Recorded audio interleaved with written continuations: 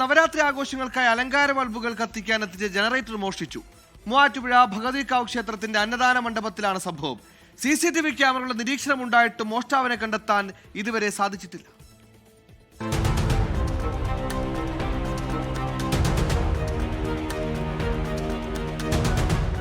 കഴിഞ്ഞ രാത്രി ക്ഷേത്രത്തിലെ ഭജനയ്ക്കും പ്രാർത്ഥനയ്ക്കും ശേഷമാണ് സംഭവം. നവരാത്രി ആഘോഷങ്ങളുടെ ഭാഗമായാണ് ദീപാലങ്കാരങ്ങളും ശബ്ദ സംവിധാനങ്ങളും ഒരുക്കിയത്. ഇതിനുവേണ്ടി എത്തിച്ച ജനറേറ്ററും കേബിളുമാണ് മോഷ്ടാവ് കവർന്നത്. ജനറേറ്റർ സ്ഥാപിച്ച അന്നദാന മണ്ഡപം പൂർണ്ണമായും CCTV സുരക്ഷയിലാണ്. എന്നിട്ടും വിലപിടിപ്പുള്ള ജനറേറ്ററും 140 മീറ്ററോളം വരുന്ന കേബിളും കള്ളൻ കൊണ്ടുപോയി. ഏകദേശം 40,000 രൂപയോളം മുടക്ക് വരുന്ന കേബിളാണ് കഴിഞ്ഞ ദിവസം രാത്രി ആരോ മോഷ്ടിച്ചുകൊണ്ട് പോയത്.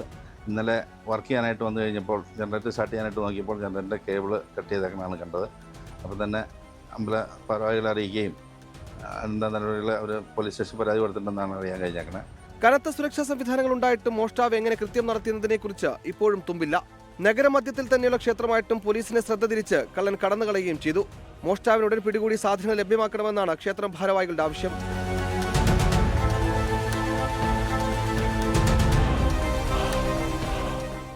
ഇടുക്കി.